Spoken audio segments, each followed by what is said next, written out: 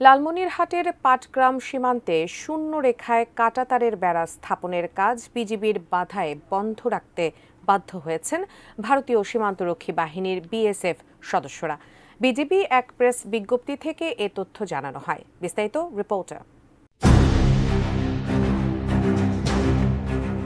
বাংলাদেশের ভারতীয় সীমান্তবর্তী জেলা লালমনিরহাটের পাটগ্রাম উপজেলার দহগ্রাম ইউনিয়নে নো ম্যানস ল্যান্ডে ভারতীয় সীমান্তরক্ষী বাহিনী বিএসএফ কাঁটাতারের বেড়া ও লাইট পোস্ট নির্মাণ করতে গেলে তাতে বাধা দেয় বর্ডার গার্ড বাংলাদেশ বিজিবি। পরে তীব্র বাধার মুখে পড়ে কাজ বন্ধ করতে বাধ্য হন বিএসএফ।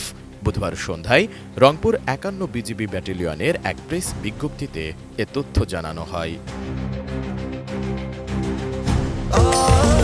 স্বাস্থ্যকর অল টাইম ফ্যামিলি কেক, সব সময় অল টাইম হেলদি লাইফ।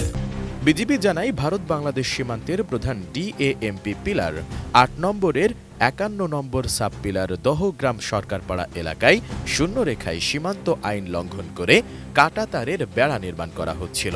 ভারতের পশ্চিমবঙ্গের বিএসএফের ৬ ব্যাটালিয়নের অরুণ ক্যাম্পের বিএসএফ সদস্যদের সহায়তায় এই নির্মাণ কাজ করতে থাকেন ভারতীয় ১৫ থেকে ২০ জন নাগরিক। অবৈধভাবে কাঁটাতারের বেড়া ও লোহার খুঁটি দিয়ে ল্যাম্পপোস্ট স্থাপনের কাজ করার খবর জানতে পেরে বিজিবির দহগ্রাম ক্যাম্পের টহল দলের সদস্যরা ঘটনাস্থলে গিয়ে বাধা দেন। এরপরও বিএসএফের সদস্যরা শ্রমিকদের নিয়ে কাজ চালিয়ে যেতে থাকেন। এ সময় বিজিবির সদস্যরা তীব্র প্রতিবাদ জানিয়ে আবারও কাজে বাধা দেন। এক পর্যায়ে নির্মাণ কাজ বন্ধ রেখে সীমান্তের ১৫০ গজ শূন্য রেখা অতিক্রম করে ভারতের অভ্যন্তরে চলে যান তারা। এর আধা ঘন্টা পর নির্মাণ কাজের মালামাল ও সরঞ্জাম ভারতের ভেতরে নিয়ে যান বিএসএফ সদস্যরা।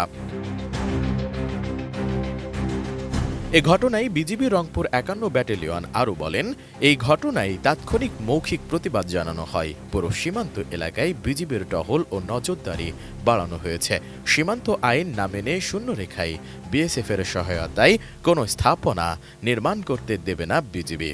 নির্মাণের বিষয়ে কোম্পানি কমান্ডার পর্যায়ে পতাকা বৈঠক আহ্বান করা হয়েছে এবং ব্যাটালিয়ন কমান্ডার পর্যায়ে প্রতিবাদ লিপি পাঠানোর কার্যক্রম প্রক্রিয়াধীন রয়েছে। Desk report, ATN news.